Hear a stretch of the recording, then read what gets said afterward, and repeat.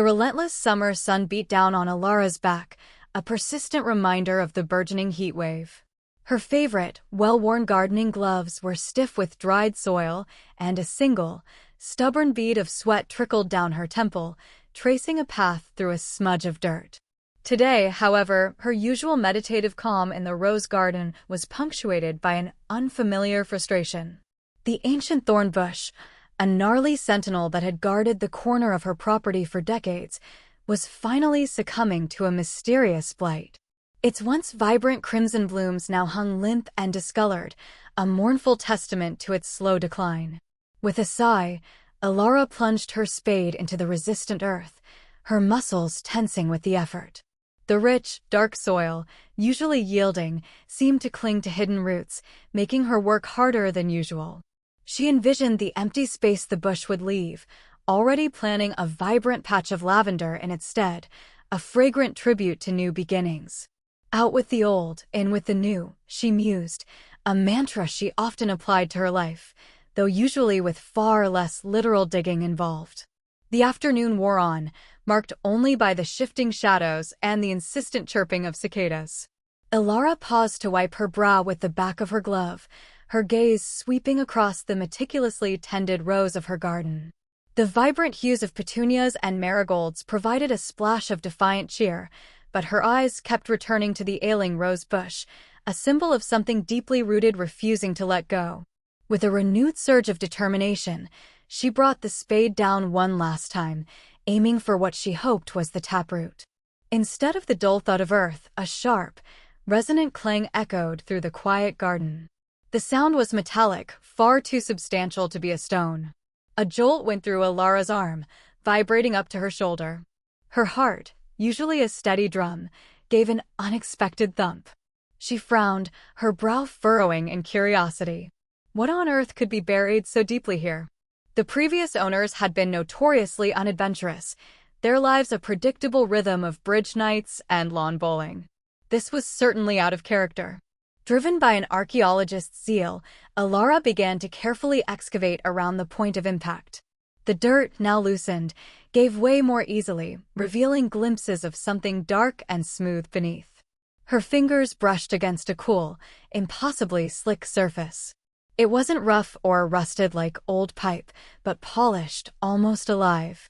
A strange prickle of anticipation ran up her spine, a sensation she hadn't felt since her days as a keen amateur astronomer, chasing fleeting meteor showers across the night sky. Finally, with a soft scraping sound, the object was fully exposed. Elara knelt, mesmerized by what she had unearthed. It was a sphere, perfectly symmetrical, about the size of a grapefruit, yet impossibly light when she cautiously lifted it from its earthen cradle. Its surface shimmered with an otherworldly luminescence, a swirling vortex of deep blues and purples, punctuated by veins of iridescent green that pulsed with a faint, internal light. It wasn't metal, not in any earthly sense she knew. It was something else entirely organic, yet technological, ancient, yet utterly alien. As her fingers closed around it, a wave of profound energy emanated from the sphere, washing over her. It wasn't heat or cold, but a vibrant hum that resonated deep within her bones. The air around her seemed to thicken, growing heavy with an unseen force. The garden, moments before a symphony of nature, fell utterly silent. Even the cicadas ceased their buzzing, as if holding their breath. A soft, almost imperceptible thrum emanated from the sphere, growing in intensity until it filled Elara's head. The object in her hands began to vibrate, its internal light flaring with blinding brilliance. A kaleidoscope of colors erupted from its surface, swirling and dancing, casting fantastical, rapidly shifting shadows across the rose bushes. Elara gasped, her grip tightening instinctively. She felt a profound sense of disorientation, as if the ground beneath her had become fluid. Then, the world seemed to unravel. A searing, all-consuming energy surged from the sphere directly into her. It felt like every cell in her body was simultaneously dissolving and reforming, a billion tiny explosions and implosions happening at once. Her muscles spasmed, tightening and relaxing with impossible speed. Her bones felt like molten wax, softening, lengthening, then solidifying into new, unfamiliar configurations. A high-pitched whine filled her ears, overwhelming all other senses, drowning out even the frantic beat of her own heart. Her mind, usually so sharp and analytical, fragmented into 1,000 pieces, lost in an overwhelming torrent of raw sensation. Time stretched and contracted, simultaneously an eternity and the blink of an eye. She was floating, falling, dissolving, reforming, a terrifying, exhilarating dance of pure existence. And then, as suddenly as it began, it was over. The silence that followed was absolute, broken only by the frantic pounding of her own heart, now a rapid, fluttering bird against her ribs. Elara lay sprawled on the cool, damp earth, the Chronos shard, as she instinctively now called it, lying innocently beside her. The sun, which had been high in the sky, was now dipping towards the horizon, casting long, golden shadows across the garden. Birds, as if released from an invisible spell, began to chirp tentatively. Every fiber of her being screamed with an ache she couldn't comprehend. Her whole body throbbed, a symphony of unfamiliar pains. A wave of nausea washed over her, making the world spin.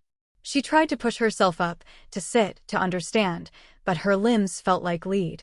"Oh, God," she rasped, the words catching in her throat. The voice that emerged was a stranger's. Higher, softer, a delicate instrument utterly unlike her own deep, resonant tones. It was a voice that belonged to someone else entirely. Panic, cold and sharp, pierced through the lingering haze of disorientation. This was wrong. Everything was wrong. With trembling hands, smaller, more slender, with delicate, manicured nails she didn't recognize, she pushed against the ground. Her frame felt lighter, her balance completely shifted. She lifted herself slowly, her body moving with an unfamiliar grace, a lightness she had never possessed. Her center of gravity felt entirely new, as if she were learning to navigate a foreign vessel. Her gaze fell upon her hands, then her arms, slender and pale, devoid of the familiar musculature she had always taken for granted. Blonde hair, soft and shimmering, fell past shoulders that were narrower, more delicate than she remembered. It was long, flowing in a cascade around her face, something she had certainly never had before. Her worn gardening t-shirt, once loose and comfortable, now felt strangely constricting across a chest that shouldn't exist. The fabric pulled taut over new, unmistakable curves. Her jeans, once a perfect fit, now hung loosely around hips that were undeniably narrower. They threatened to slide down with every tentative movement. The back door of her cottage, a mere 20 feet away, seemed an insurmountable distance. Each step was an eternity of stumbling, her new body grappling with balance and coordination. Glimpses of blonde hair catching the fading sunlight, the unfamiliar strain of fabric across a blossoming chest, the strange lightness of her gait, each revelation fueled the growing terror. This wasn't real. It couldn't be real. Stumbling, half falling, she finally reached the relative sanctuary of the bathroom. The harsh fluorescent light of the vanity mirror reflected an impossible image. A woman stared back at her. A heart-shaped face, framed by shoulder-length, sun-kissed blonde hair. Wide, emerald green eyes, staring back with an expression of profound shock and disbelief. The gray t-shirt now stretched taut across breasts that had not existed hours ago. The familiar jeans, once comfortably snug, now hung loose around narrowed hips, held up only by the belt cinched to its tightest, most desperate setting. "This isn't real," she whispered, her new voice a tremulous, disbelieving sound. "This can't be real." But touching confirmed every impossible change. The face in the mirror moved when commanded, mimicking her every horrified expression. The body responded to thought, albeit awkwardly.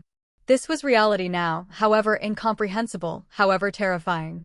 Elara stared at her reflection, a stranger in her own home, in her own skin, utterly transformed. The Chronos shard, now dull and inert, sat on the bathroom counter where her trembling hands had placed it. No amount of pressing, prodding, or pleading produced another flash, another ripple of energy. Whatever impossible transformation it had wrought appeared permanent. A cold, stark finality settled over her, chilling her to the bone. Just then, a sharp, insistent rap echoed from the front door, shattering the fragile silence of her panic. "Elara, your car's blocking me in again," a familiar, gruff voice boomed through the door. It was her neighbor, Marcus, a perpetually exasperated man who viewed any deviation from the norm as a personal affront. Explaining this to Marcus? The thought was ludicrous. There were no words in any human language for explaining this. "Just a minute," she called out, her new feminine voice still shocking her. She cleared her throat, but it made no difference. This was simply how her vocal cords worked now. Her jeans, already threatening to fall, slipped further down her hips with every movement. The belt couldn't be cinched any tighter. Walking felt alien, her hips swaying with an unfamiliar rhythm, her center of gravity completely shifted.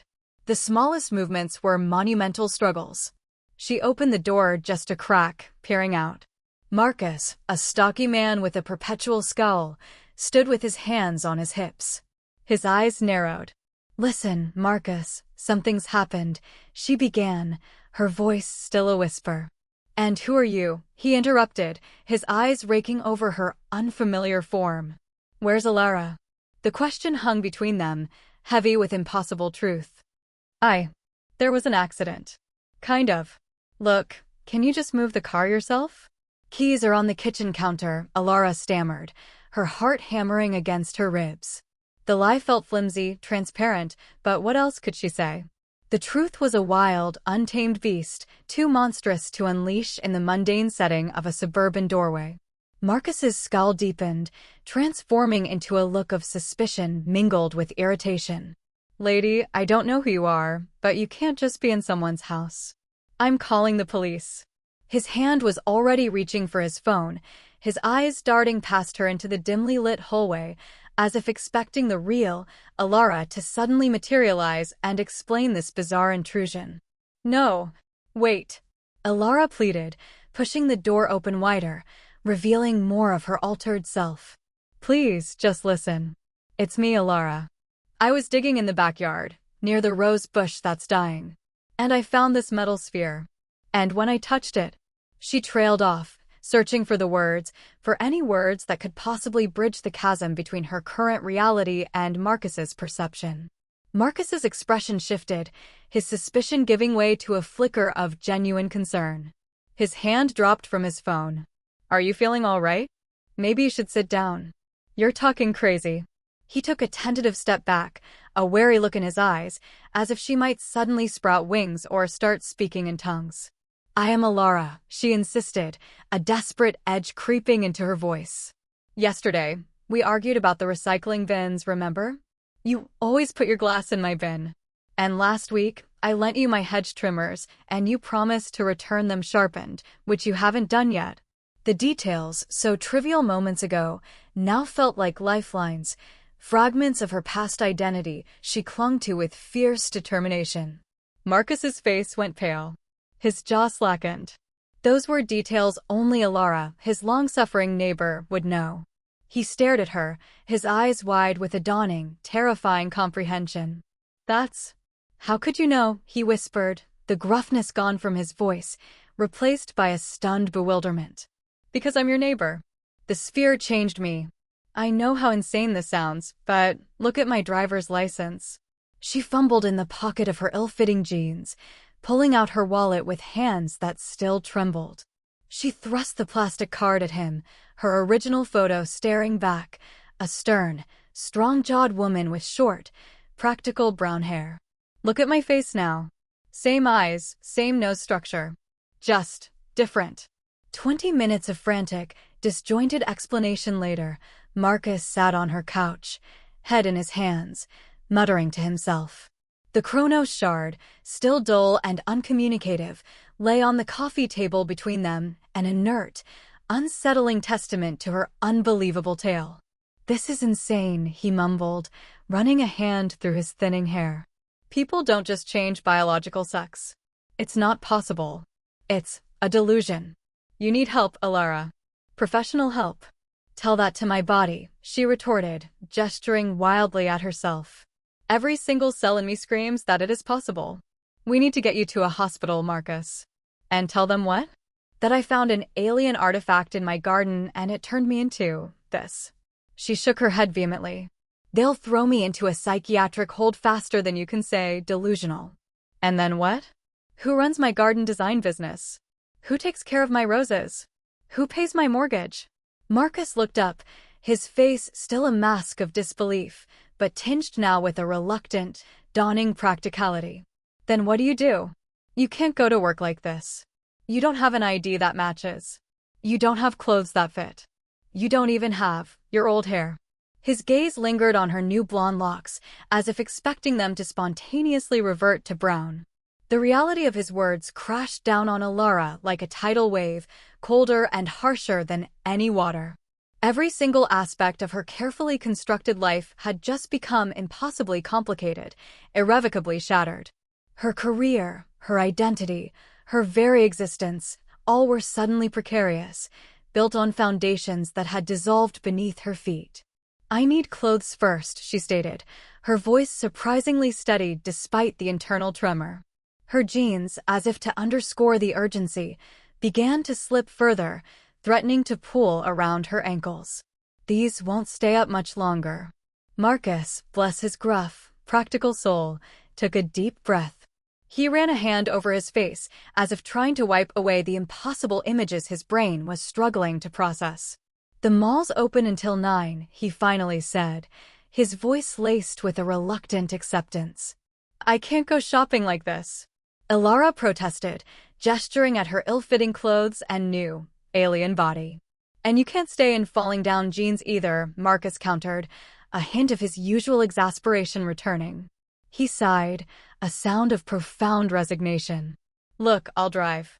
We'll figure this out. One step at a time. The car ride passed intense, uncomfortable silence. Marcus kept glancing over at her, his eyes flicking from her new blonde hair to her unrecognizably feminine profile, as if expecting his sturdy, brown-haired neighbor to suddenly transform back at any moment. The seatbelt pressed uncomfortably against unfamiliar anatomy, a constant, physical reminder of the profound shift. Every bump in the road, every turn, provided new, subtle sensations, highlighting how fundamentally everything had changed. Her center of gravity was different, her weight distributed in new, unsettling ways. The mall parking lot, usually a source of mild annoyance, now felt like a glaring spotlight, every car a potential witness, every pedestrian a judge. Surely everyone would know, would see through the ill-fitting clothes to the impossible truth underneath. Relax, Marcus said, his voice surprisingly gentle. You look like a woman who borrowed her boyfriend's clothes in a hurry. That's all anyone will think. Just try to look less like you've seen a ghost. Easy for you to say, Elara muttered, her cheeks flushing with an unfamiliar heat. This new body seemed to react to everything. The automatic doors of the mall whooshed open, revealing a world that suddenly felt alien and overwhelming. Victoria's Secret, with its intimidating pink and black decor and impossibly slender mannequins, loomed to the left. Target anchored the far end of the sprawling complex, a safer, more anonymous bet for someone who had no earthly idea how to shop for this new, unfamiliar body. I'll grab a cart, Marcus offered, his voice still tinged with an underlying strain. You just try to act natural. Natural. As if anything about this situation, about her, could possibly approach natural. Elara forced herself to take a deep breath, trying to calm the frantic flutter in her chest. The women's clothing section sprawled before them, an overwhelming array of options, colors, and styles. Sizes, once a simple matter, now meant absolutely nothing. Everything required guessing, experimenting. It was like learning a new language from scratch, without a dictionary. Maybe start with basics, Marcus suggested, his voice muffled as he pushed the cart. Underwear, some t-shirts, jeans. Heat flooded Elara's cheeks, a blush she didn't recognize as her own, a new, unsettling sensitivity. I can't buy underwear with you standing there, Marcus, she hissed, mortified. Marcus winced. Right. Sorry. Forgot. Fine. I'll go look at electronics. Text me when you're done. Or, if you need help with sizes. He quickly beat a retreat, disappearing into the cavernous depths of the store, leaving Elara alone amidst the bewildering racks of feminine apparel. Alone among the endless racks of blouses, dresses, and skirts, the task felt insurmountable. She felt like an imposter, a trespasser in a world that wasn't hers. A saleswoman approached, her purple blouse pristine, a name tag reading Serafina pinned neatly to her chest. "Can I help you find anything, honey?" Serafina asked, her voice warm and solicitous. Yes. Everything, actually, Elara admitted, the words tumbling out in a rush. "I lost my luggage, and I need to replace basically everything. From scratch." The lie, born of desperation, came easier than expected. Serafina's face lit up with sympathy. "Oh, honey, that's awful. Poor you. Don't you worry, we'll get you sorted. Let's start with the basics. What size do you usually wear?" "I'm not sure," Elara confessed, the truth feeling too heavy to speak. My weight changed recently. And my shape. No problem at all." Serafina chirped, utterly unfazed. "It happens to the best of us. Come this way, we'll get you measured up. No point guessing when we can get it exactly right." The fitting room became a crash course in female clothing, a bewildering, intimate education. Serafina, patient and professional, brought options: soft pink blouses, floral skirts that swished tantalizingly, tailored dress pants in navy, underwear in practical cotton and delicate lace. Each piece felt foreign against her skin, yet undeniably necessary. "This pink really complements your skin tone, honey," Serafina observed, holding up a soft rose-colored blouse. "And these floral patterns are absolutely perfect for spring. They'll brighten you right up." Elara looked in the mirror, and for the first time, truly saw the stranger. The reflection staring back was undeniably beautiful. She wore a soft pink button-down and a knee-length skirt with tiny daisies printed on cream fabric. The clothes fit properly, unlike the crumpled, masculine outfit left in a heap on the fitting room floor, a discarded skin. The woman in the mirror had soft curves, a delicate collarbone, and a gentle grace. It was still undeniably her, yet utterly transformed. "I'll take these," Elara said, her voice growing stronger, a new confidence slowly blooming. "And maybe a few more tops. And some of those jeans you showed me. And a dress. For special occasions." By the time Marcus returned, looking slightly bewildered by the sheer number of blenders he'd had to navigate, shopping bags filled the cart to overflowing.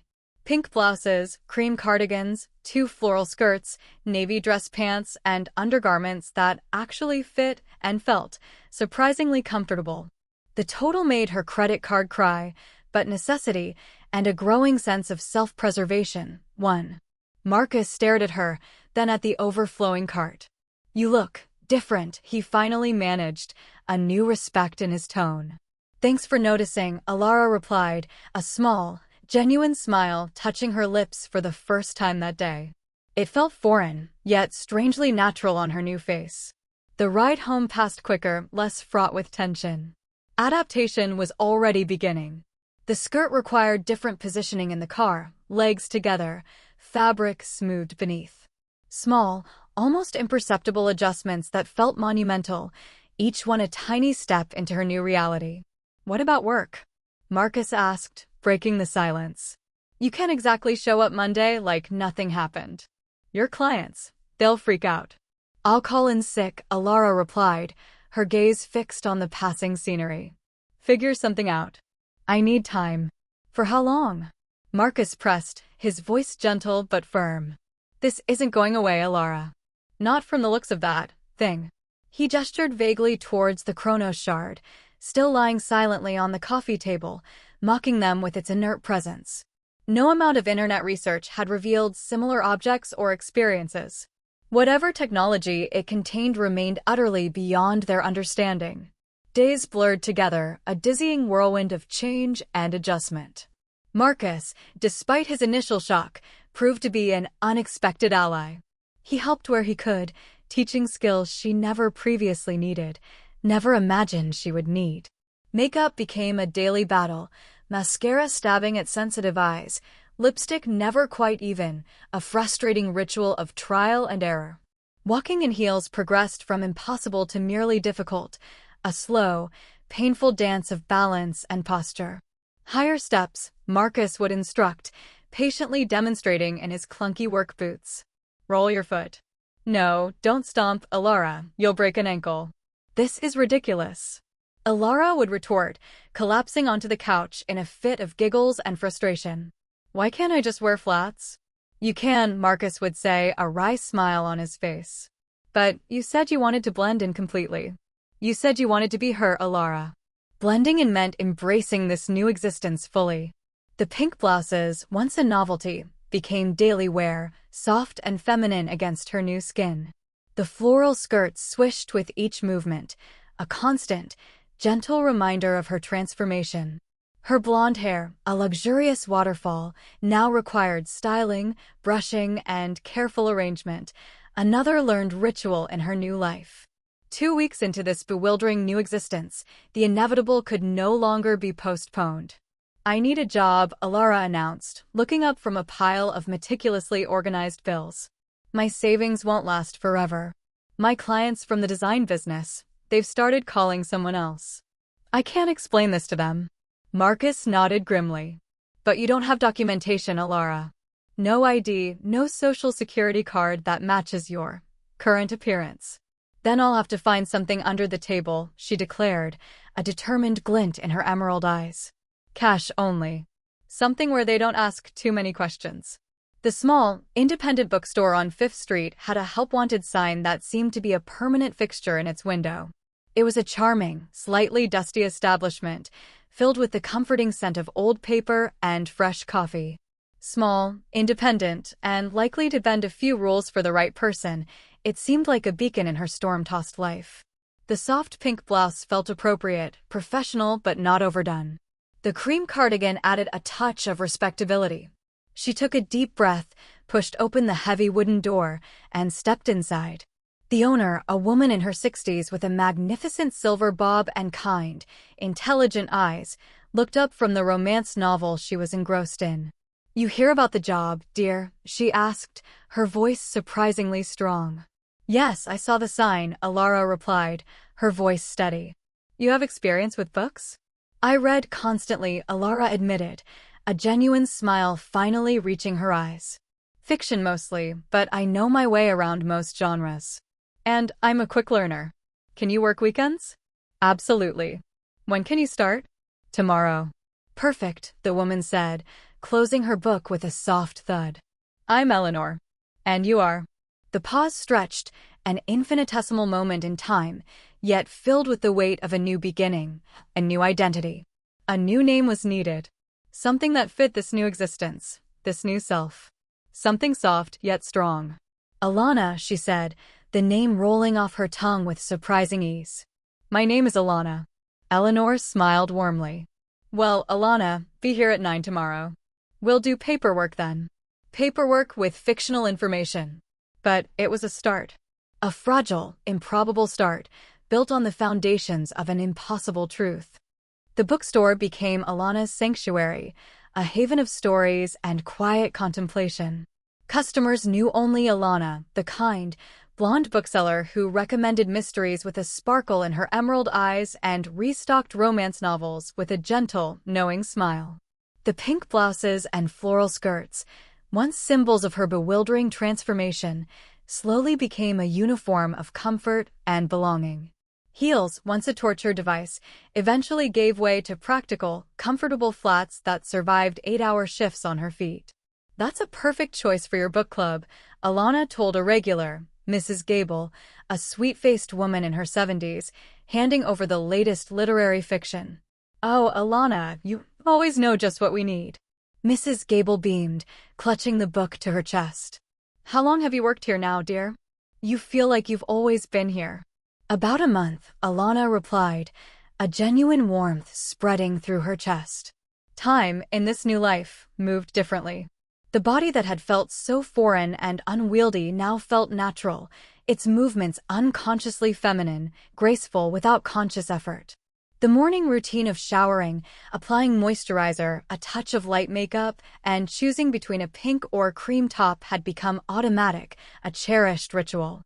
Marcus, despite his unwavering support, still struggled with pronouns occasionally, catching himself mid-sentence.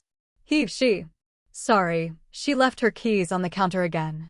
It's fine, Marcus, Alana would say, a gentle smile playing on her lips. I know it's weird. Weird doesn't even begin to cover it, Elara, he'd respond, shaking his head. But you seem happy. Genuinely happy. Happy felt too strong, too definitive a word for the complex tapestry of her emotions. Adapted, certainly.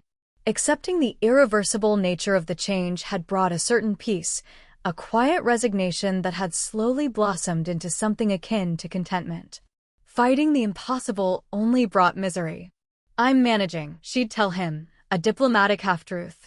Your parents called again, Marcus added, his voice tinged with concern.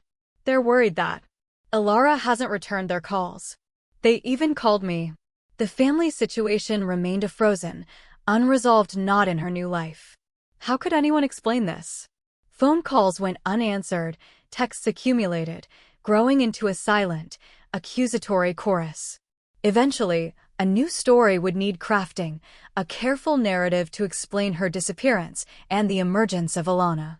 But not yet. Not while the wounds of transformation were still so raw, so fresh. Eleanor, her wise and perceptive boss, promoted Alana to assistant manager after 2 months, praising her unwavering work ethic, her intuitive understanding of books, and her effortless rapport with customers. The additional responsibility came with keys to the store and alarm codes, a tangible sign of trust built on a foundation of unspoken fictions. You're the best hire I've made in years, Alana, Eleanor said one afternoon, her eyes twinkling. Customers ask for you specifically now. You have a way with them. Thank you, Eleanor, Alana replied, her heart swelling with gratitude. I love working here. It feels like home. Truth, carefully hidden in plain sight. The bookstore, with its comforting scent of paper and its quiet hum of literary dreams, had become home in ways the rental house never quite managed. Between its towering shelves of stories, one more impossible tale fit perfectly. Summer arrived with its oppressive heat, chasing away the gentle breezes of spring. The pink blouses, Alana's new uniform, gave way to lighter fabrics, still pink, but cotton instead of polyester, breathable and soft against her skin. The floral skirts remained, swishing around knees that had learned to navigate the world differently, with a subtle, unconscious sway. Alana, can you help me find something for my daughter? A young mother asked one sweltering afternoon, looking harried, her toddler clutching her hand, thumb firmly planted in her mouth. She's just getting into reading, and I want to encourage her. Of course, Alana replied, her voice gentle and reassuring. What kinds of stories does she enjoy? Adventures? Fairy tales? Animals? Building recommendations, organizing displays, managing inventory. These tasks filled days that might otherwise dwell on the lingering impossibility of her existence. They were anchors in a sea of change. The Chronos shard, the catalyst of her transformation, gathered dust on a shelf at home, its purpose fulfilled and its secrets kept. Marcus found his own apartment after 4 months, the constant, silent reminder of Elara's transformation proving too much to process daily. It's not you, Alana, he said, his voice laced with a mixture of sadness and relief. It's just, every time I see you, I remember that morning. It's too strange. Too impossible. I understand, Marcus, Alana replied, a pang of loneliness echoing in her chest. He was her last tangible link to her old life. You'll be okay on your own. And you? He asked, his eyes searching hers. Alana smiled, a genuine, unforced smile. I've been on my own since this happened, Marcus. Just in a different way.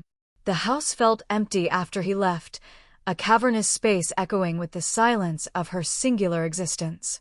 But solitude also brought its own comfort.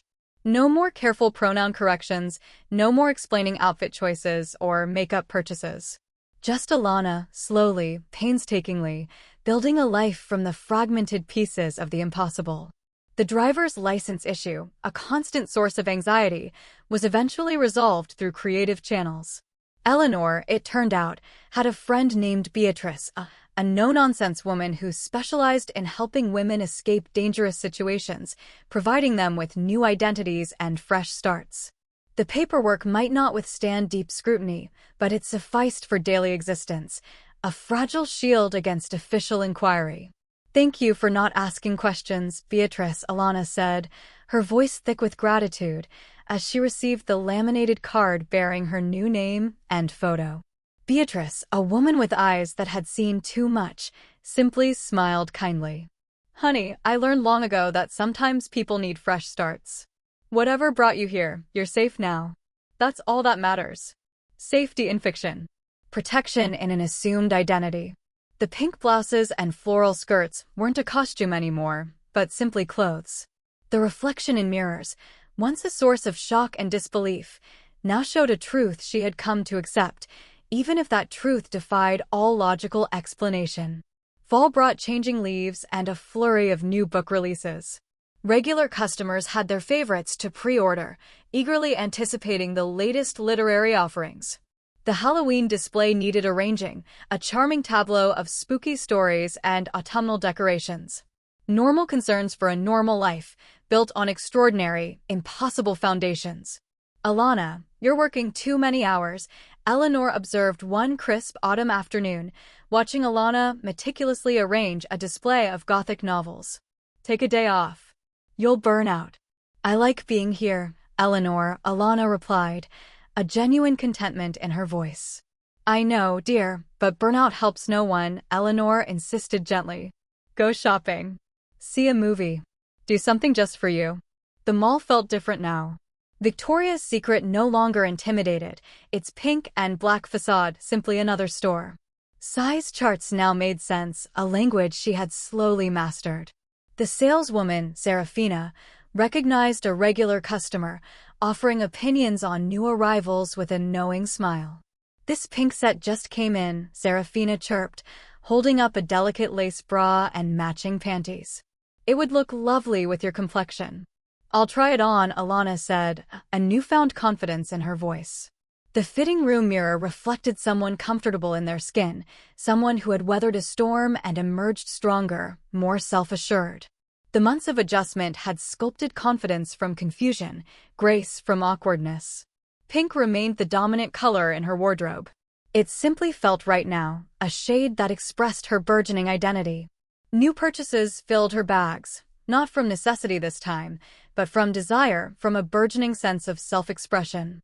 A silk blouse in blush, a skirt with embroidered roses, heels that might actually see beyond practice sessions in her living room. The food court provided excellent people-watching opportunities. Families juggled trays and chattering children. Teenagers clustered around tables, absorbed in their phones, their conversations a low hum of youthful energy. Normal life, happening all around someone living anything but. "Excuse me," a woman at an adjacent table asked, leaning over. "Where did you get that cardigan? It's adorable." The woman had similar coloring to Alana, probably seeking style inspiration. "Target, actually," Alana replied, a warm smile spreading across her face. "They have great basics, surprisingly." "Thank you. I love your whole outfit, actually. Very put together." Small validations. Reassurances that her appearance now matched her intention, her inner self finally aligning with her outer presentation. The early days of obvious discomfort had long passed. Movement came naturally now. Posture adjusted, gestures unconsciously graceful, her very presence emanating a quiet, confident femininity. Winter arrived with its demands for heavier clothes. The pink blouses were layered under soft wool sweaters. Boots replaced flats, practical and stylish.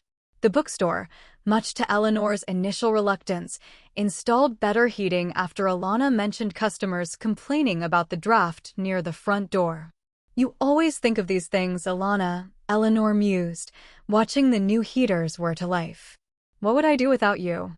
"Freeze, apparently," Alana quipped, a laugh bubbling up, the sound warm and genuine. Eleanor laughed too, the sound echoing comfortably in the small space between the mystery and romance sections. "I'm thinking of retiring next year," Eleanor announced suddenly, her gaze serious. "Would you consider buying the store, Alana?" The question stopped Alana's breath for a moment, suspending it in the crisp winter air. Buy the store? It was a monumental decision, a leap into an entirely new dimension of her new life. That's a huge decision, Eleanor, Alana finally managed, her voice barely a whisper. "Think about it," Eleanor urged, her eyes kind. "You love this place as much as I do. Maybe even more. It needs you, Alana. And I think you need it too." Ownership meant deeper roots in this constructed life. Bank accounts, business licenses, 1,000 other complications that would require navigating the murky waters of her assumed identity. But it also meant stability, purpose, a future built on present acceptance, a life chosen, not merely endured. "I'll think about it," Alana promised, her heart thrumming with a mixture of fear and exhilarating possibility. The impossible truth of her past had brought her here, to this quiet bookstore, to this profound question about her future. And for the first time, that future felt entirely her own to shape. Christmas passed quietly, a gentle celebration in Alana's small apartment. A modest tree adorned with twinkling lights stood in the corner, and gifts were exchanged with the few new friends she had made through work and Eleanor. The family situation remained a frozen tableau, phone calls unanswered, a problem for another day that never seemed to arrive. "You should reach out, Alana," Marcus urged during a rare coffee meeting, his voice tinged with concern. "They deserve to know you're alive. Even if you're different." "And tell them what truth, Marcus?" Alana countered, stirring her latte. "Hi, Mom. Your son is now your daughter because of an alien sphere I found in the backyard." "That truth. Maybe a modified version," he suggested, ever the pragmatist. "A slow introduction. A carefully worded letter. Something." "I'll think about it," Alana promised, though the thought still filled her with a profound weariness. Thinking about it stretched through winter and into the burgeoning warmth of spring. The one-year anniversary of her transformation approached, bringing with it a complex tapestry of mixed emotions. Grief for what was irrevocably lost, certainly, but also a profound gratitude for what she had unexpectedly found. And a confusing, yet undeniable, feeling of being more comfortable in her own skin now than she had ever been before. The pink blouses had multiplied, filling a closet that once held nothing but practical jeans and faded band t-shirts. The floral skirts swayed with practiced ease as she moved through her apartment, a quiet dance of acceptance. Makeup took 5 minutes instead of 45, a confident application rather than a frustrating battle. Her blonde hair fell in soft, natural waves that needed minimal styling, another small victory in her daily routine. "You look happy, Alana," Eleanor observed one afternoon during inventory, her gaze perceptive. "Really happy." "I am," Alana admitted, surprised by the honesty of it, the simple, undeniable truth that bloomed in her chest. Happiness had snuck in through accumulated moments, the satisfied smiles of customers, the perfect book recommendation that sparked joy, the golden sunset light streaming through the store windows at closing time. A life built one ordinary, fulfilling day at a time, from extraordinary, impossible seeds. "Good," Eleanor said, a warm smile spreading across her face. "You deserve happiness, dear. Everyone deserves happiness. Even those who found it through impossible circumstances." The Chronos shard remained on its shelf at home, occasionally dusted, but never activated again. Research yielded nothing. Its origin remained a profound mystery. Its purpose stayed unclear, beyond the obvious, life-altering effect it had had on her. "Maybe it was meant for you," Marcus suggested during another coffee meeting, looking thoughtful. "Maybe you were always supposed to be Alana. And the sphere, it just gave you permission." "That's ridiculous, Marcus," Alana scoffed, though the thought had, unbidden, crossed her own mind more than once. "Is it?" he challenged, a rare philosophical glint in his eyes. "You're thriving, Alana. You never smiled this much before. Not genuine smiles, anyway." "I smiled," she insisted, though even as she said it, She knew he was right. Not like this, Marcus corrected softly. Not genuine. You were existing before, Alana. Now you're living. Living as Alana. The name fit perfectly now, flowing off tongues that never stumbled, feeling utterly natural, utterly hers. Her body moved through the space it was meant to occupy, graceful and confident. Pink suited her skin, which glowed with health and an inner peace. Acceptance had transformed into embrace, a profound, undeniable belonging. Eleanor made her retirement official in June. The paperwork's ready whenever you decide, dear, she said, handing Alana a thick folder. No pressure, of course, but I can't imagine anyone else taking over this place. Not like you. The lawyer Eleanor recommended specialized in discreet transitions, not gender, but legal matters that required a certain finesse. Papers were signed with names that told new truths, weaving a careful, legal fiction around Alana's identity. Keys, heavy and significant, passed between hands that had learned different shapes, different strengths. Congratulations, owner, Eleanor said, her voice filled with pride, as she handed Alana the final, official document. Owner of a bookstore. Employer of part-time staff. Member of the business community. All built on a foundation of transformation that grew more distant, more dreamlike, with each passing day. The grand reopening, a small, intimate affair, featured pink balloons, purely coincidental, but perfectly appropriate. Regular customers brought flowers, congratulating her warmly. The local paper even ran a small feature on young entrepreneurs revitalizing downtown, with a flattering photo. How long have you been in town, Ms. Vance? The reporter asked, her recorder balanced between coffee cups on the counter. About a year and a half now, Alana replied, a carefully measured truth. What brought you here? A fresh start. Alana smiled, her emerald eyes sparkling. Exactly. I needed a fresh start. And I found it right here, between these shelves. Truth, carefully wrapped in careful words, a new narrative woven with purpose and intent. The article ran with a photo of Alana, radiant and confident, surrounded by books, her pink blouse bright against the dark wood shelves. Professional. Established. Real.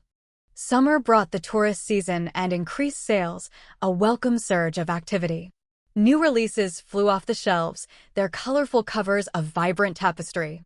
The romance section, ever popular, expanded, conquering additional territory, much to Eleanor's quiet amusement. Part-time help became necessary, a new set of hands to manage the growing demands. I'm looking for someone reliable, Alana told the applicants, her voice calm and assured. Someone who loves books as much as I do, and doesn't mind weekend shifts. The right person appeared like magic, a young college student named Emma. Emma devoured fantasy novels with an insatiable appetite and had strong opinions about proper shelving systems. Alphabetical by author within genre, of course, Ms. Vance, but new releases should always have their own dedicated section for maximum visibility, she declared during her interview, her eyes bright with passion. Hired, Alana said with a laugh, recognizing a kindred spirit.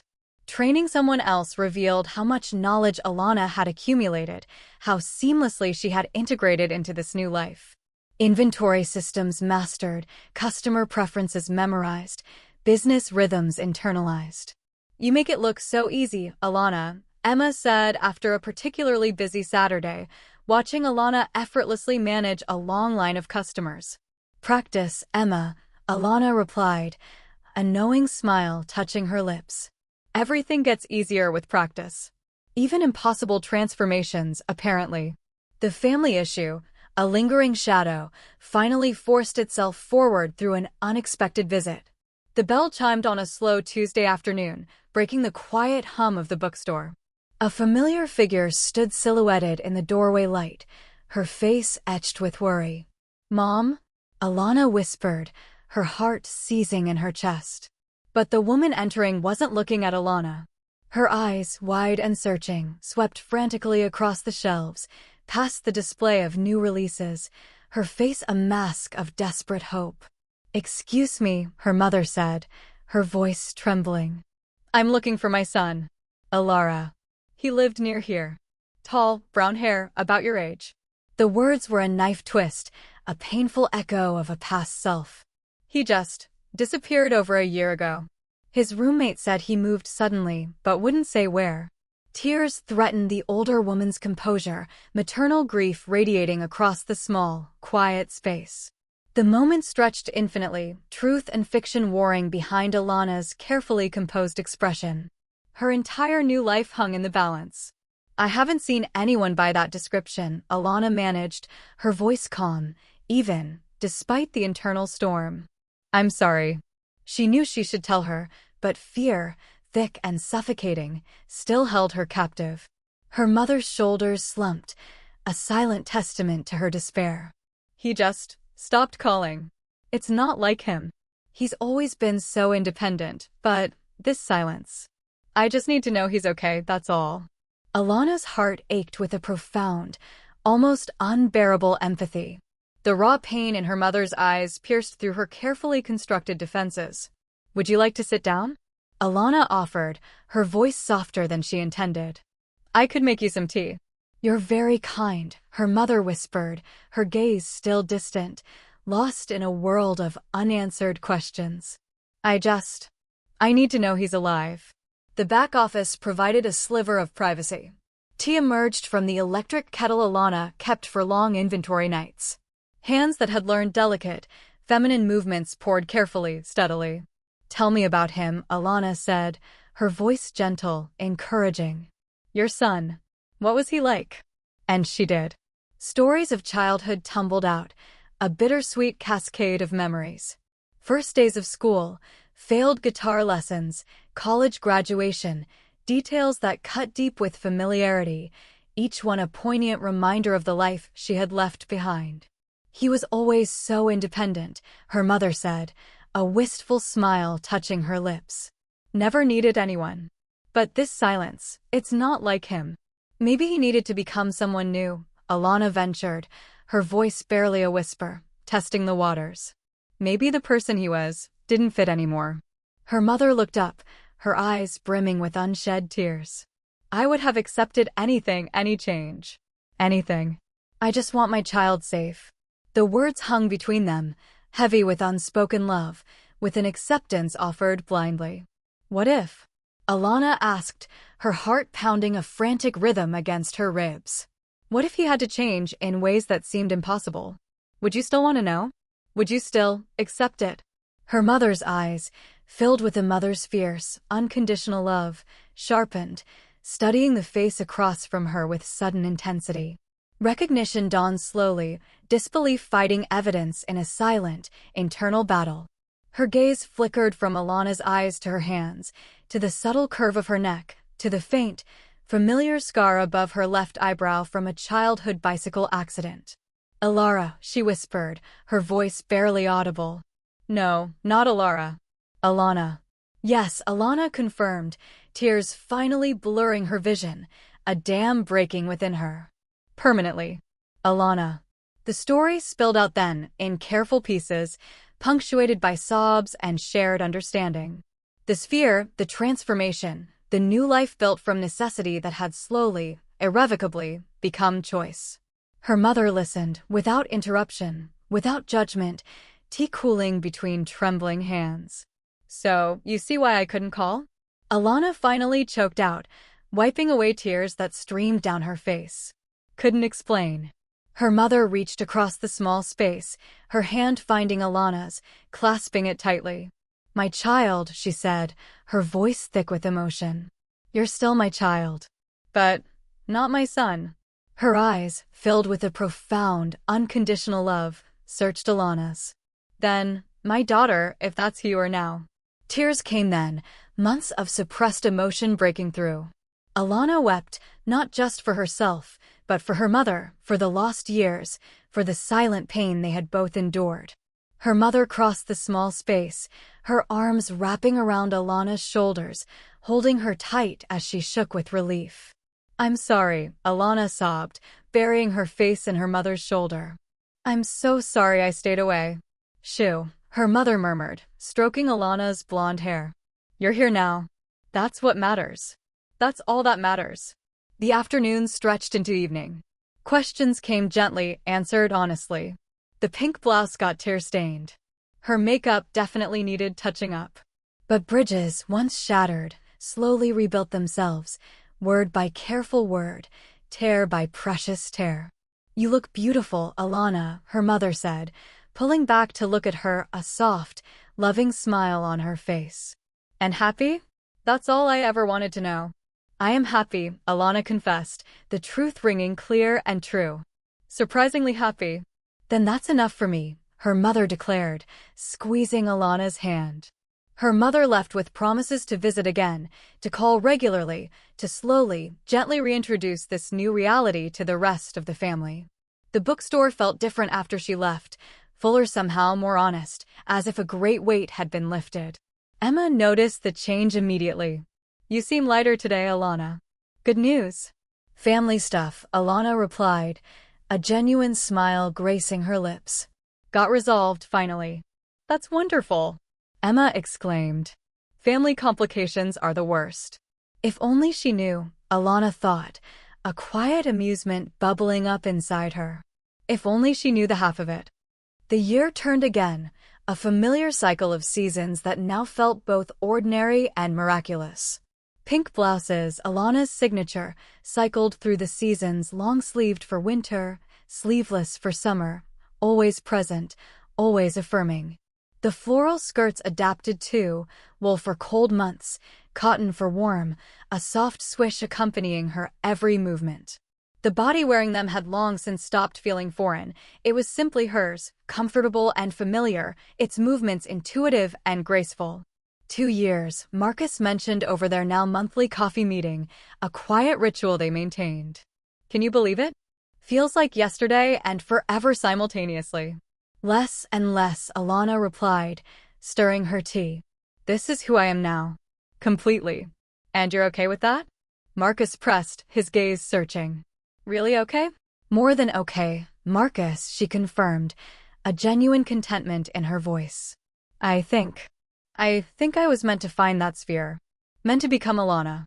Marcus raised an eyebrow, a flicker of amusement in his eyes. "That's very zen of you, Elara." "Alana," she corrected gently, a small smile playing on her lips. "And maybe it's not zen, just practical. Can't change it. Might as well embrace it." But embrace felt too passive for the active construction of this life. Every choice, from the pink blouses to the bookstore ownership, had built something precious, something worth protecting and nurturing. The bookstore thrived under Alana's careful, passionate management. Emma, her enthusiastic assistant, graduated to assistant manager, her opinions on shelving systems now backed by official authority. A second part-time employee, a quiet art history student named Leo, joined for busy seasons, his thoughtful recommendations expanding the store's intellectual fiction section. The romance section, ever popular, conquered additional territory, a testament to Alana's intuitive understanding of her customer base. "We should host author events," Emma suggested one brisk autumn afternoon, her eyes bright with ambition. "Build community engagement. Draw in new customers." Alana smiled, her mind already buzzing with possibilities. "Draw up a proposal, Emma. Let's see what's possible." Leadership came naturally now.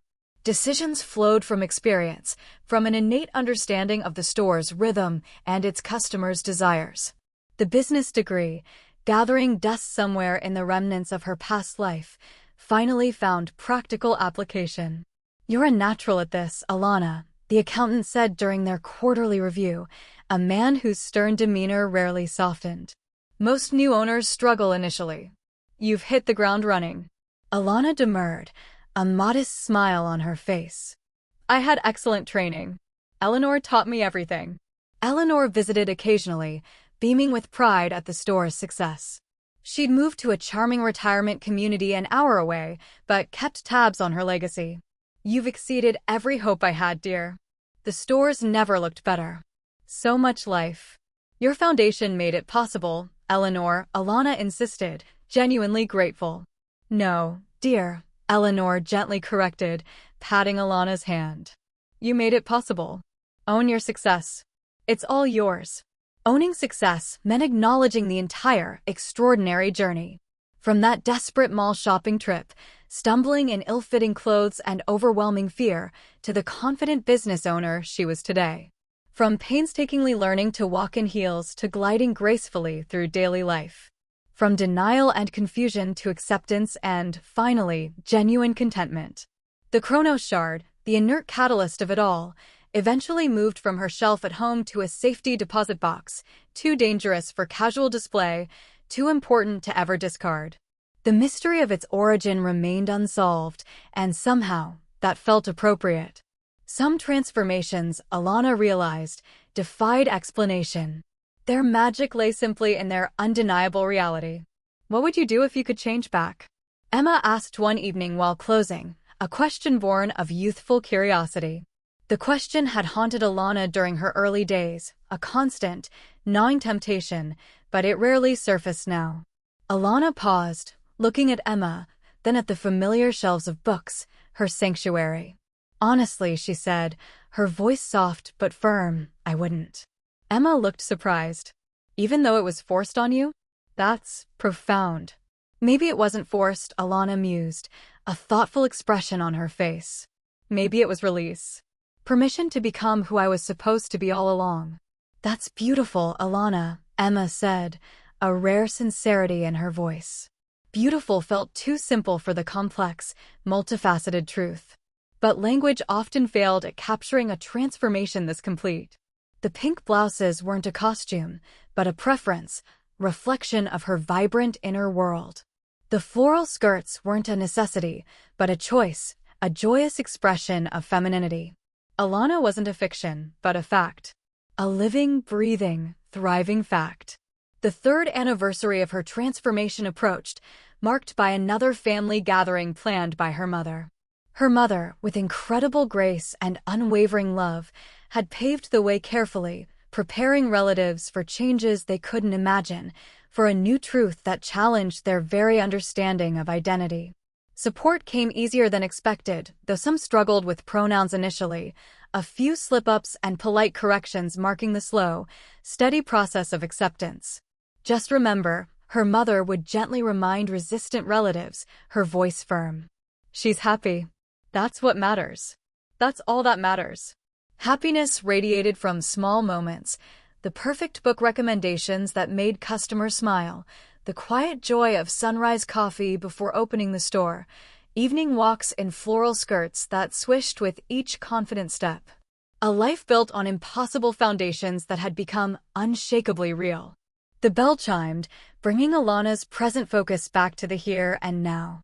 A young woman entered, looking lost among the towering shelves, her eyes wide with uncertainty. "Can I help you find something?" Alana asked, her voice warm and inviting. "Yes," the woman replied, her voice soft. "I'm looking for books about starting over. New beginnings. I feel a bit lost." "I have just the section for you," Alana said, a knowing smile touching her lips, a shared understanding passing between them. "Follow me." Leading her through familiar aisles, past romance and mystery to the self-help section, Alana gestured to a shelf carefully curated for seekers of change and transformation. Books about becoming, about embracing new paths, about finding strength in unexpected places. "These might help," Alana said, her voice gentle. "Everyone deserves their own fresh start." "Thank you," the woman said, her eyes meeting Alana's. "You seem like someone who understands, more than you know." The pink blouse caught the afternoon light through the large store windows. Blonde hair fell in practiced waves around her heart-shaped face. Her movements flowed with an unconscious grace, an embodiment of quiet confidence. 3 years had transformed crisis into contentment, impossibility into identity. The register sang its electronic song, books passed between hands that had learned new shapes, new strengths. Another customer left with stories that might change their life, or at least their afternoon. Emma handled the afternoon rush, her laughter echoing from the front of the store, while Alana retreated to the office for paperwork.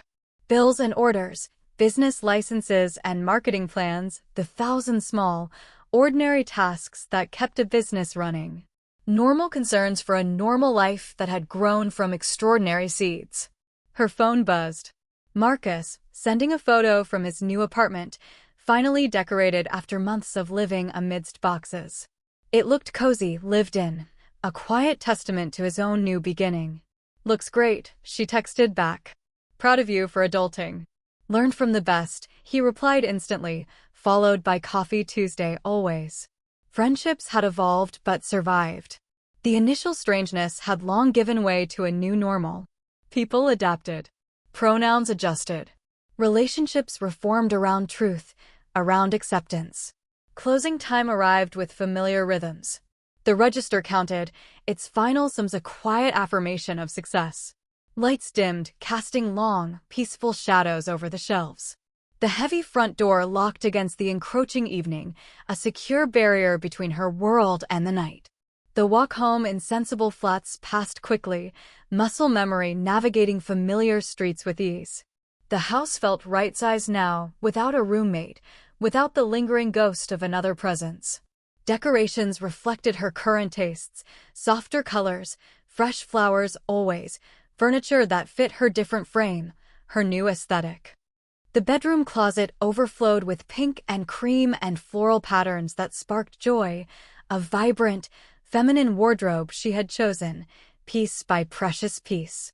Evening routines unfolded peacefully. Makeup removed with practice swipes, comfortable clothes replacing professional wear. Dinner for one, a simple, delicious meal that satisfied without loneliness. The Chronos shard's absence from the shelf barely registered anymore. Its work was done, its purpose fulfilled. Whatever civilization created it probably never imagined this outcome, a bookstore owner in a small town, living quietly, contentedly, authentically. Her journal waited on the nightstand. Daily entries had tracked the incredible journey from those first terrifying days of shock and disorientation, through gradual acceptance and, finally, into profound joy. Recent entries focused on business plans, family dinners, Emma's latest fantasy novel recommendations, normal life lived fully, richly, openly. Year 3, she wrote, her pen gliding across the page. Sometimes I forget there was a before. This feels like who I always was, just waiting for permission to exist. The pink blouses make me smile. The floral skirts feel like freedom. I am Alana, completely and permanently. And that's exactly who I want to be. The pen rested against lips that had learned to smile differently, genuinely. Tomorrow would bring new books to shelf, customers to help, a business to run, normal tasks for a woman who had found her true place through the most impossible of means. Outside, stars emerged in the darkening sky, distant pinpricks of light in the vast cosmic ocean. Somewhere among them, perhaps, existed answers about the Chronos shard, about its origin and its true purpose. But those questions mattered less than the results. Transformation complete. Life embraced. Identity claimed. The journal closed on another day, another affirmation. Lights switched off one by one, plunging the room into peaceful darkness. Sleep came easily to a body that finally felt like home. Dreams, when they came, featured nothing more exotic than successful author events and expanded shelf space, a quiet, happy vision of a future unfolding. The gentle hum of the bookstore on a typical Tuesday afternoon was a symphony Alana had come to cherish. The rustle of turning pages, the soft murmur of conversations, the clatter of a coffee mug from the small in-store cafe, each sound was a note in the melody of her contented life. 3.5 years had passed since the Chronos shard had irrevocably altered her world, and the initial shock had long since faded into a distant, almost dreamlike memory. The woman who was Elara felt like a character in a cherished, yet finished, novel. Alana was the living, breathing protagonist of her own unfolding story. Her mother's visits had become a comforting routine, a tangible link to her past that now embraced her present. The initial awkwardness had dissolved, replaced by a profound understanding and an unspoken gratitude for the second chance at connection. Her mother, now a fierce advocate for her daughter Alana, had skillfully navigated the choppy waters of extended family introductions, armed with a carefully crafted narrative that hinted at a spiritual rebirth and a deep, personal journey. Not the whole truth, but enough truth to foster acceptance, if not complete understanding. Your Aunt Carol asked about your new hair color again. Her mother chuckled during a recent phone call, the warmth of her voice radiating through the receiver. I told her it was a bold choice for self-expression. She just sighed and said you always were one for extremes. Alana laughed, a genuine, joyful sound. Well, she's not wrong about the extremes, even if she doesn't know the half of it. How's Dad taking it? There was a slight pause. He's coming around, her mother admitted. He still calls you kiddo and avoids pronouns, but he asks about the bookstore. That's progress for him. Progress, Alana knew, was a journey, not a destination. And in her own journey, progress was measured in countless small victories. The ease with which she now applied eyeliner, the confident sway of her hips as she walked, the innate sense of rightness she felt in her own skin. One afternoon, while rearranging a display of new memoirs, a customer approached, a man of about her own age, with kind eyes and a thoughtful demeanor. He held a copy of a book on urban gardening, a subject close to Elara's and now Alana's heart. "Excuse me," he said, his voice soft, "I overheard you recommending this to someone earlier. You seem to know a lot about soil composition." He smiled, a genuine, easy smile that reached his eyes. "My name's Ben, and I'm a landscape architect. Always looking for good book recommendations and knowledgeable people." Alana felt a familiar flush rise to her cheeks, a new sensitivity she still hadn't quite tamed. "Alana Vance," she replied, extending a hand, her grip firm and confident. "And yes, I used to be quite obsessed with gardening. Soil composition is fascinating, really. This particular author has some groundbreaking theories on sustainable urban ecosystems." They talked for what felt like hours, leaning against the display of nature guides, surrounded by the comforting scent of paper and possibility. Ben was articulate and passionate about his work, describing innovative projects to reclaim abandoned city spaces and transform them into vibrant, green oases. Alana found herself captivated, drawn in by his quiet intelligence and the shared passion for nurturing life from the earth. It was a connection that transcended the superficial, tapping into a deeply ingrained part of who she was, who she had always been. He asked for her number, not for business, but for coffee. "I'd love to continue this conversation, Alana. You're fascinating." A flutter, light and unexpected, bloomed in Alana's chest. Dating was an entirely new frontier, one she hadn't dared to approach. The thought of explaining her past, of revealing the impossible truth to a potential partner, was daunting, terrifying even. But there was something in Ben's eyes, a genuine curiosity and kindness, that made her consider it. Their first coffee date stretched into a long, leisurely lunch, then a walk through a local park, Ben pointing out various plant species, Alana offering anecdotes about their care. He was easy to talk to, a good listener, and his company felt like a warm, comfortable blanket. She found herself laughing freely, sharing small stories about the bookstore, about Eleanor, even about Marcus and his gardening mishaps. But the big story, the foundational truth of her existence, remained carefully guarded. "You know," Ben said, as they watched children chase pigeons in the park, "you have a really unique energy, Alana. It's like you're completely at peace with who you are. It's refreshing." Alana smiled, a bittersweet twist to her lips. "If only you knew the journey it took to get here," she thought. "The war waged within me to find this peace." The Chronos shard, safely locked away, felt like a distant echo now. Its power, once so overwhelming, had receded into the background, leaving behind only its undeniable results. Sometimes, Alana would find herself looking at old photographs, not of Elara, but of her younger self, a boy with a serious expression and a smudge of dirt on his cheek.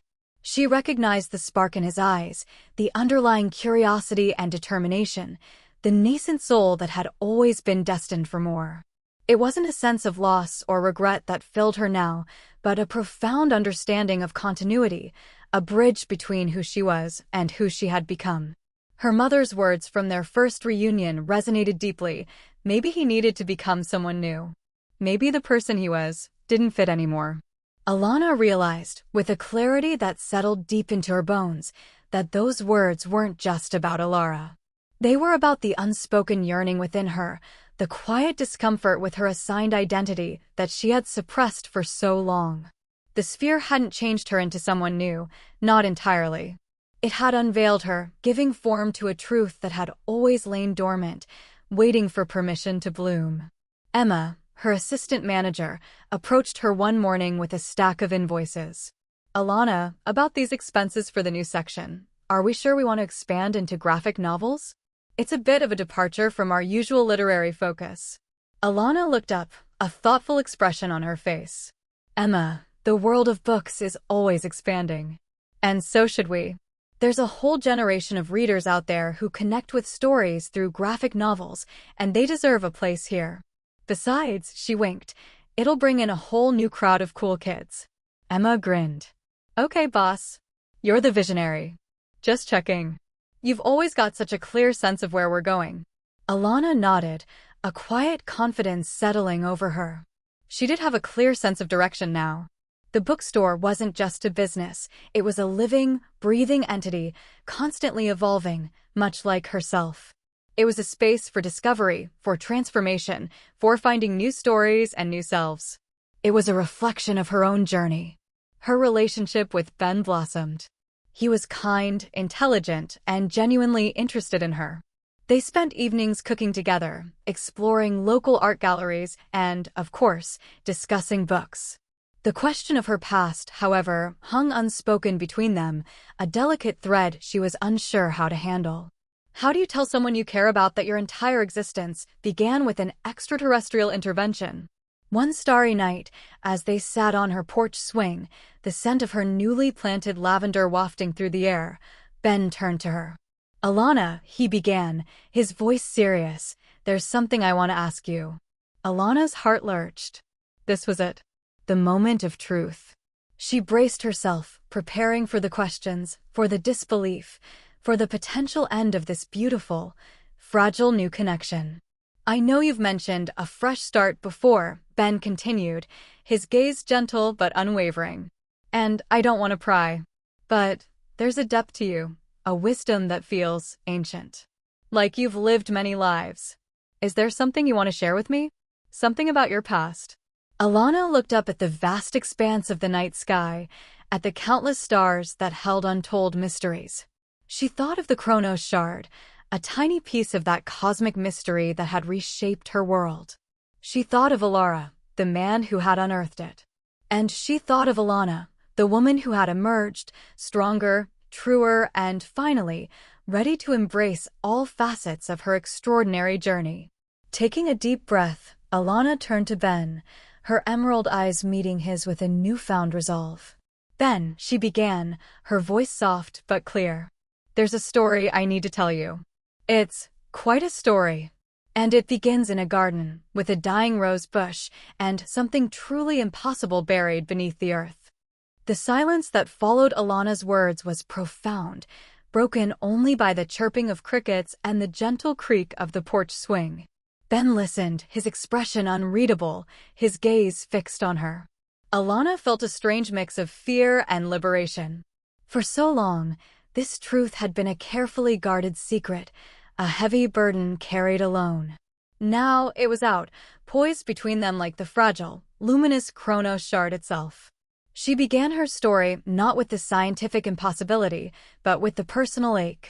She spoke of Elara, the man she had been, a man who, despite his outwardly successful life, had always felt a quiet disconnect, a subtle misalignment between his inner self and his outer presentation. She described the deep, unspoken yearning for something else, something more authentic, that had simmered beneath the surface of his existence. Then she recounted the fateful day in the garden, the stubborn rose bush, the clanging spade, the discovery of the shimmering, pulsing sphere. She described the overwhelming sensation of transformation, the feeling of her very essence being rewoven, cell by cell, bone by bone. Her voice trembled as she recalled the first horrified glimpse in the mirror, the shock of a stranger's face, a woman's body, staring back at her. The panic was indescribable, Ben, she confessed, her voice thick with emotion. It was like losing myself utterly and completely. Everything I thought I was, everything I knew, just vanished. She spoke of Marcus's disbelief, then his reluctant, unwavering support. The humiliating shopping trip, the struggle with makeup and heels, the learning curve of a completely new body and a completely new way of being. The fear of discovery, the desperate need for a new identity, a safe harbor. That's when I found the bookstore and Eleanor, Alana continued, a soft smile touching her lips. And I chose the name Alana. It felt right. Like a fresh start, yes, but also like shedding a skin that never truly fit. And slowly, painstakingly, Alana started to emerge.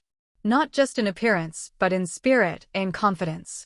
She explained her mother's initial search, the agonizing moment of recognition, and the slow, beautiful process of rebuilding their relationship. She spoke of the bookstore becoming her true home, a place where she could thrive, where her passion for stories could flourish. The Chronos shard is locked away now, Alana concluded, her gaze meeting Ben's. Its purpose fulfilled, its mystery unsolved. Sometimes I think, maybe it wasn't a random accident, Ben. Maybe it was an intervention. Maybe Elara needed to become Alana, and the universe found a unique way to make it happen. The silence stretched again, but this time it felt different, less tense, more contemplative. Ben ran a hand through his hair, his eyes thoughtful, processing the incredible narrative she had just laid bare. Alana braced herself for questions, for skepticism, for the polite but firm rejection that she knew was always a possibility. Finally, Ben took a deep breath. Alana, he said, his voice quiet, that's truly the most extraordinary story I've ever heard. In my entire life. He paused, a small, wry smile playing on his lips. And I design parks, so I've seen some pretty wild things grow in unexpected places. Alana couldn't help but smile back, a nervous laugh escaping her. So, you believe me? Ben met her gaze, his kind eyes serious. I believe you, Alana. I've spent enough time with you to know you're not someone who fabricates elaborate fantasies.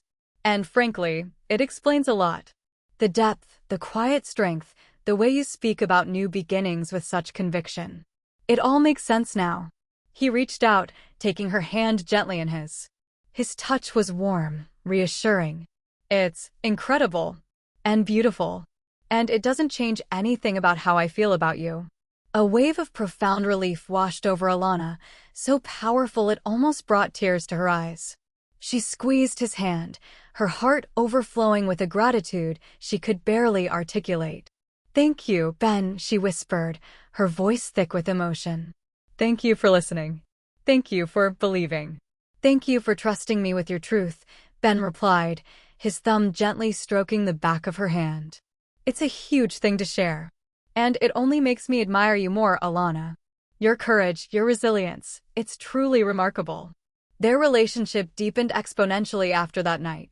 The hidden barrier between them dissolved, replaced by a profound intimacy and understanding. Ben, with his calm demeanor and grounded perspective, became a steadfast anchor in Alana's uniquely constructed world. He listened with fascination to her insights about her past, gently asking questions, always with respect and genuine curiosity. He accompanied her to a family dinner, meeting her mother, who beamed with pride, and her father, who, to Alana's delight, greeted Ben with a firm handshake and even managed a hesitant, "Nice to meet you, Ben. This is my daughter, Alana." Small victories. Powerful affirmations. Ben even became a regular fixture at the bookstore, his landscape architecture expertise occasionally lending itself to designing more aesthetically pleasing plant displays or suggesting eco-friendly initiatives for the store.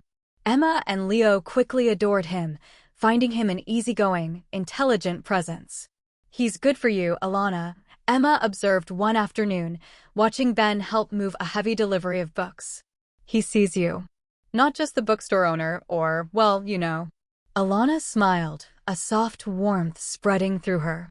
Emma, though she didn't know the full truth, understood the essence of it, Alana's journey to be seen for who she truly was. Life settled into a rhythm of shared moments and growing dreams.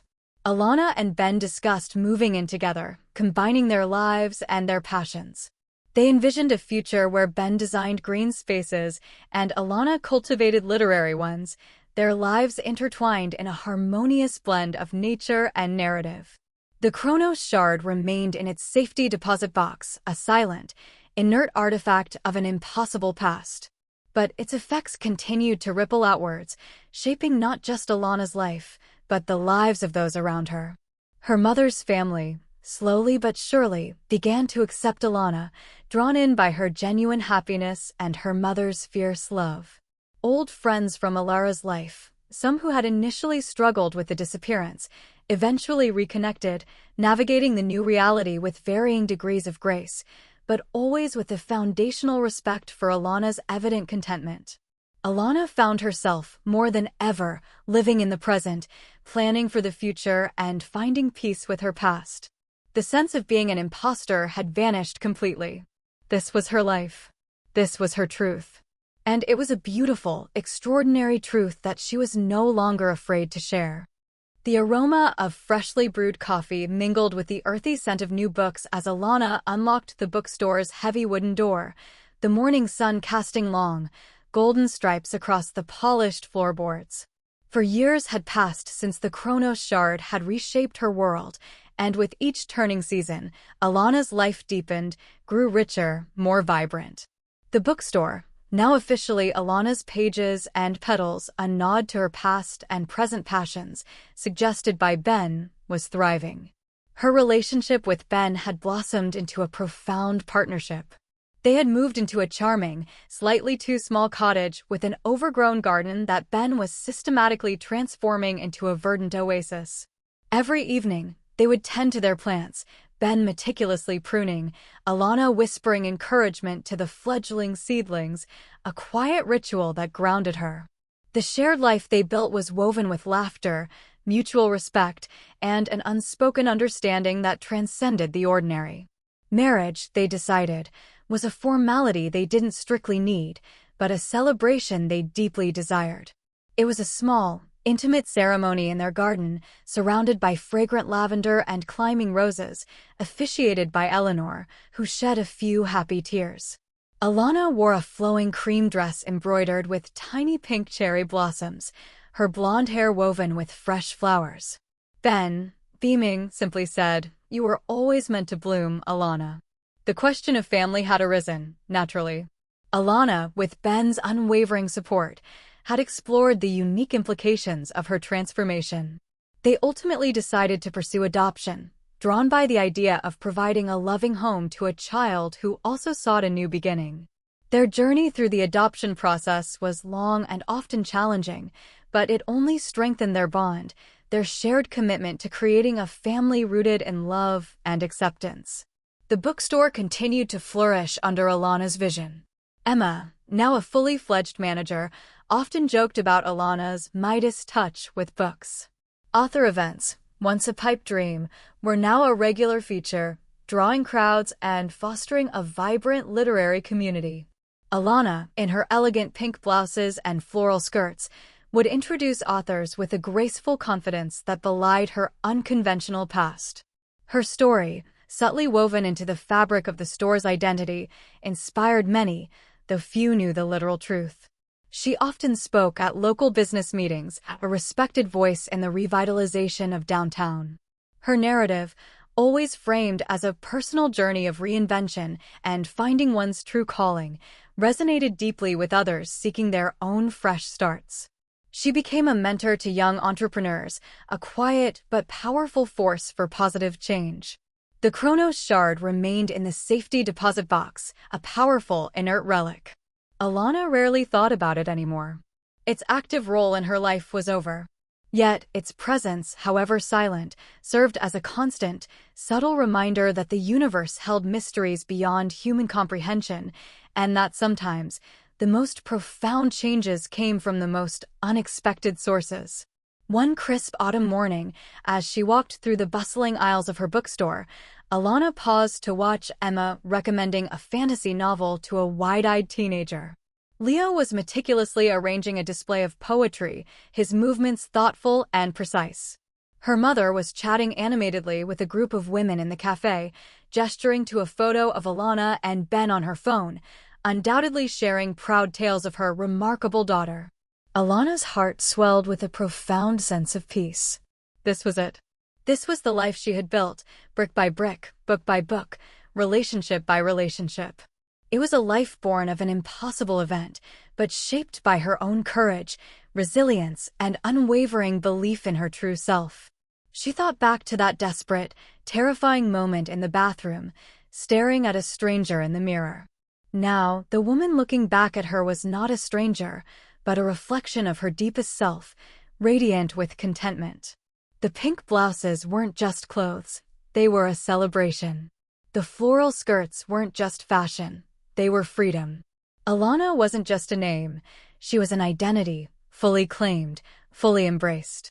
Her journal, still a faithful companion, lay open on her nightstand that evening. Her latest entry spoke not of past struggles, but of future hopes, a new children's section at the bookstore, a community garden project with Ben, a quiet anticipation for the arrival of their adopted child. Year 4, she wrote, her pen flowing easily. The before feels so distant now, like a story I read long ago. This is not just a life I adapted to, it is the life I was meant to live. The Chronos shard did not just transform me, it released me. It gave me the courage to become who I always was, deep down.